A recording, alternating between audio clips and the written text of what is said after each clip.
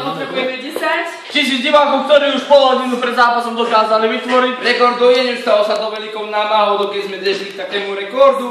Toto krávu sme museli Pokrájať na kocky a obvariť v pol litri slanej vody.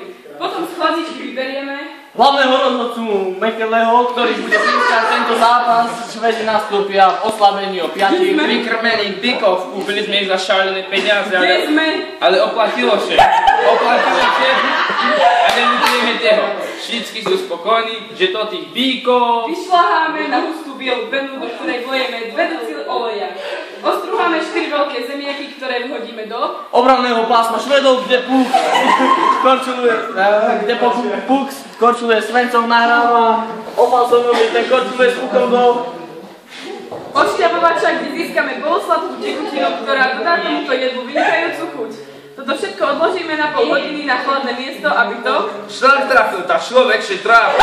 Ráno do večera jak kuň a vec prídeš domu, še rád, že žiješ. Ale kole máš robotu, dá sa zrobíš, choď len hnúj, musíš mečať. Ponad hodinu roh fínskej brány. Puku sa dostáva z takú korbu, no berie mu ho 4-metrový bíček, utekol nám sklívka. Narobil tyle škody, že neznám, či neskám z výplatu. Ale nakoniec sme oficili. Tak čítaj, ne? Vítaj! vidličkou, ktorú zistíme, či tento výborný koláč môžeme nechať odležať na Lade, kde sa strúla bitka medzi Peltonenom a Olafsonom, rozhodca sa ich snaží nasekať, aby mäso pustilo šťavu a tým sa stalo lahodnejším.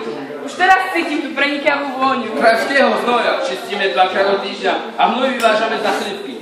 Tam je také miesto, kde vykorčoval fínsky brankár a Puk nahráva do útočného pásma. Na rozhodcu Mekele dvíha pravú ruku a Švedi budú hrať presilovku. Na trestnú lavicu odchádza Svensson za naraz do traktoru, kde chodím, vložíme švine na bitúne. A